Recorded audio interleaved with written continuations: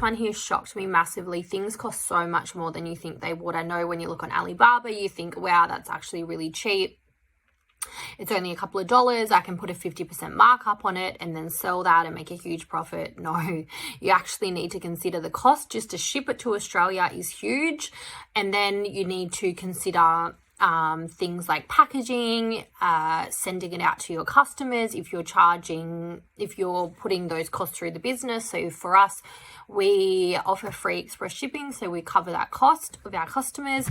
Then there's GST. If you earn over the GST threshold, then you also need to pay 10% of your product price, of your price for GST.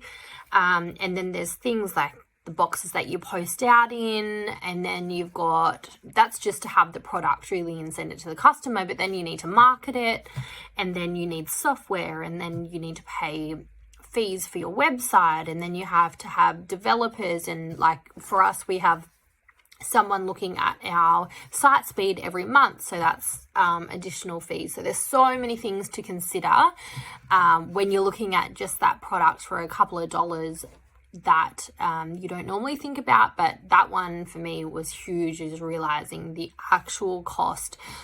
Another thing I didn't mention was the actual cost of acquisition to acquire your customer when you're doing it through things like Facebook ads. A cost would be about $15 to $35 that you pay just for one customer to purchase your product. This is why most brands, they don't actually make money of the first time that the customer buys.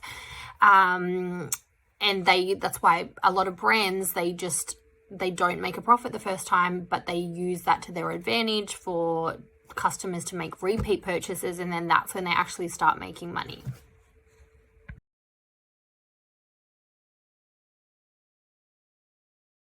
This one here was like a massive shock for me. I thought when the business makes X amount of money, it's going to be massive, and then I will be able to pay myself a huge wage and all of the problems will go away. When in actual fact, the more money you make, the less profitability that you incur as a business.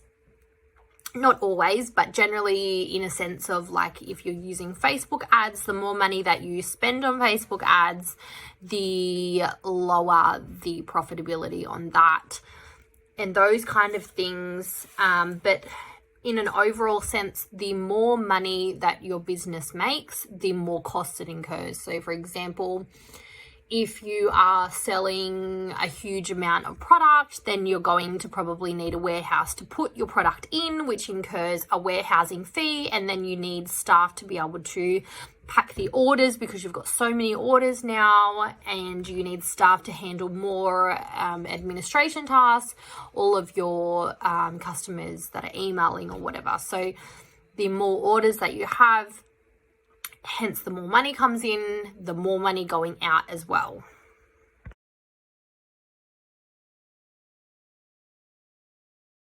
I always thought that once I learned a little bit, maybe I'd be learning for a year, but then I would kind of know it all and then that'd be it. Well, the more I learn, the more I realize that I still have so much more to learn. I overcome one thing and then there's other things, and I think this is important when we go on to the next point about outsourcing, and the quicker you outsource, the better.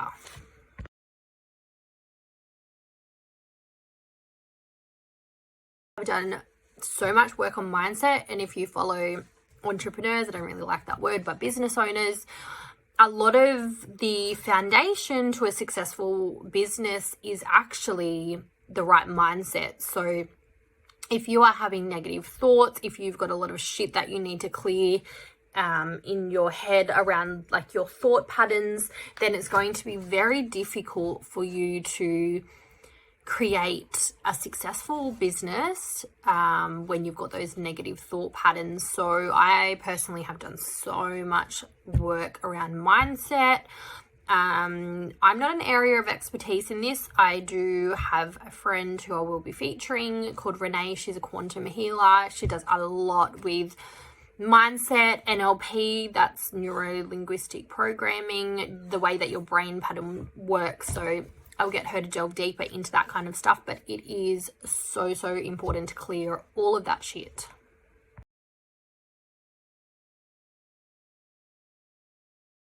This one I am getting very good at because I'm realizing it's detrimental to your success to relax and unwind and kind of avoid that burnout. I've kind of been forced to with having the 2 little babies. So I would just normally in the past work all weekend. I'd never have a break, but the newest baby has not been sleeping. She's only recently been getting better. She's been waking up all night long, like 4 or 5 times every single night. So for a good 6 months, I was having not a lot of sleep. And it's only really been the past week that she has got better. So I had to really force myself on the weekends to not do any work and just watch TV. And when I initially did it, I thought, you know, I'm failing, like this isn't what good business owners do. And it's actually, there's a new book that's come out by Grace Beverly. I'm yet to read it, but it's around this whole idea, and her book's called Working Hard, Hardly Working. And it's about that. It's about you know, there's this whole hustle culture around what you should be doing as a business owner, when in fact it's actually detrimental to your success that you actually relax and that you unwind, and your mind is so much clearer when you give yourself that time. You can come back with fresh ideas. That's what I noticed personally, that I'm just thinking a lot clearer. A lot of the times when you're just in that hustle mode all the time, you're not actually getting that much good work done.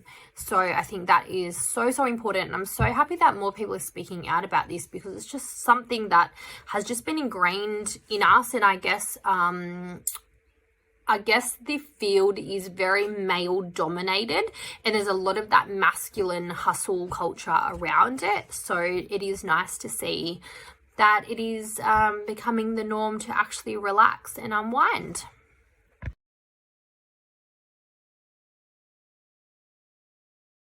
So I spent a good year and a half trying to learn Facebook advertising. I use this as an example. I spent so much money on a coach, so much money and so much time trying to learn it, and it got to the point where Apple introduced a couple of months ago the iOS changes. Everything that I kind of learnt went out the window because we weren't being allowed to track anymore. So the things that I'd learnt and how I had become successful at ads had all of a sudden stopped working as well. So I engaged an agency. I now have a team of people to handle that side of things for me, and they are just incredible. And I just think if I just used them in the first place, I wouldn't have wasted all that time, all that money, all of that energy trying to learn it. And these people do this for a job every single day. It's so hard when you're trying to manage everything, trying to learn it all. I get that in the beginning you totally have to, because it's very expensive just to outsource everything like this. But the quicker that you are able to, the better.